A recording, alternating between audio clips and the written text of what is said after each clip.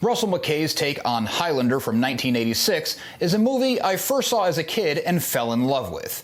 Fantasy, time travel, sword fighting, immortality, Sean Connery, what's not to like? The movie sets the stage with a voiceover by Sean Connery. Connery explains the high fantasy aspects of the story, namely immortals, as a classification. People that can only be killed if they're beheaded. This blessing comes with a major string attached. They are destined to battle each other until only one remains. Connor MacLeod, played by Christopher Lambert, is passively watching combat sports at Madison Square Garden in modern-day New York City. We'll learn that he's an antiques dealer who doesn't have much interest in the event, but is there for a larger purpose. He makes his way to the parking garage, which is all but abandoned since everyone's in the garden watching the fights. He meets up with Ayman Fazal, an immortal. The two begin a sword battle, made all the cooler by how out of place it feels in the modern setting. MacLeod is also an immortal. He kills Fazal by removing the latter's head and experiences something called the Quickening, a surge of power that happens only when one immortal fully kills another.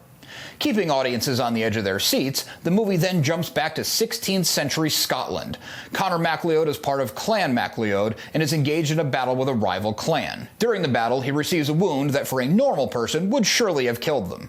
The man who inflicted the wound is revealed to be another immortal, called Kurgan, played by Clancy Brown. I love Clancy Brown, but it was really strange seeing him in this role with more modern eyes after seeing everything else he's done. Instead of MacLeod's clan being thrilled that one of their own survived the battle, they thought Connor must be possessed by demons, the only way he could survive, and was banished. I personally think having an immortal warrior fighting on my side in a war would be a good thing, but they went another way. Connor begins a new life on his own. He meets a woman named Heather, played by Beatty Edney, and the two fall in love and settle into remote, quiet life. This new life of peace doesn't last long for Connor either.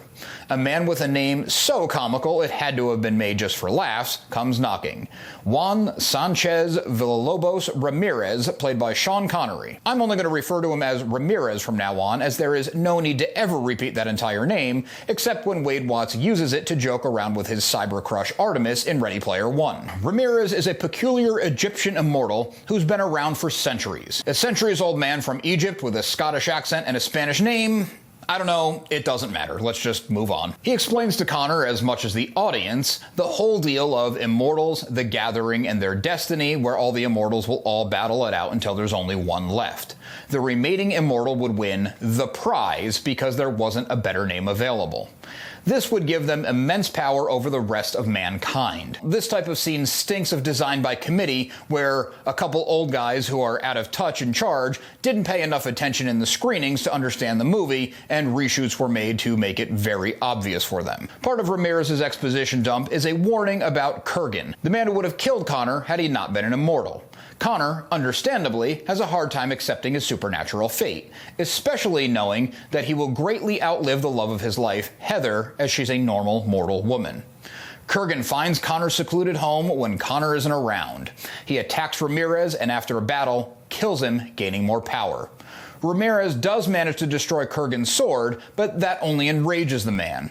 He rapes Heather and leaves her alive to suffer rather than ending her life. Yikes. Back to modern day, well, modern for 1985, New York City, Connor is living under the name Russell Nash.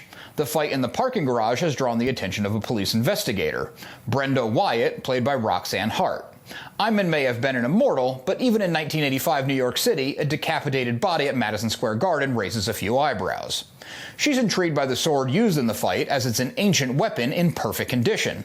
The fateful gathering of the immortals is approaching. Connor can feel it, and immortals are being drawn to New York City. Kurgan shows up and wreaks havoc and terror wherever he goes.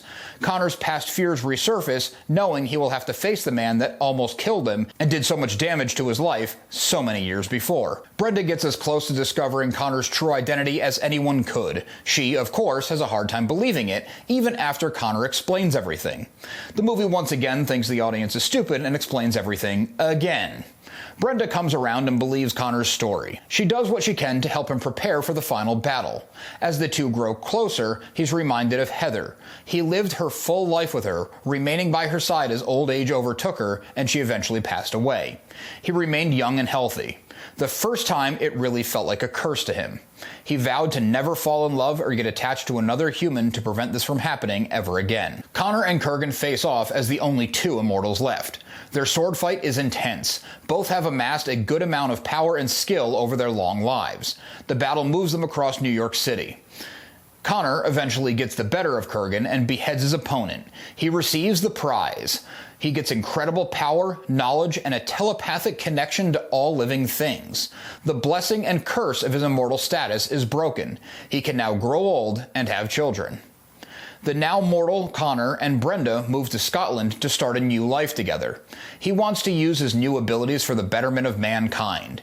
The ending is strong, with all the existing story threads being tied up, while leaving some lingering questions on what comes next for Connor, the Immortals, and the world.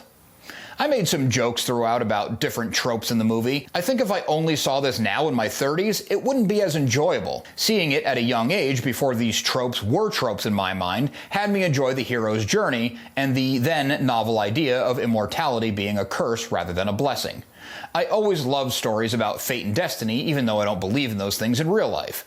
Seeing this movie now, its material is ripe for a remake with some more polish. Yes, I'm aware of the more modern TV series that focused way too much on the star-crossed lovers angle and not enough on the power and beheadings for me to be too interested. Upon its release, Highlander met with mixed reviews. Critics and audiences loved the concept and direction, but thought the execution fell short and had uneven pacing. As with many of our recent retrospectives, Highlander eventually became a cult hit, as word of mouth from fans spread. Highlander was made with an estimated budget of $19 million. It had a rough time with its theatrical release and grossed just shy of $13 million domestically. As with all cult classics, once the cult status took hold, the movie would eventually become profitable through home video releases and re-releases and merchandise. Check out this playlist for more retrospectives.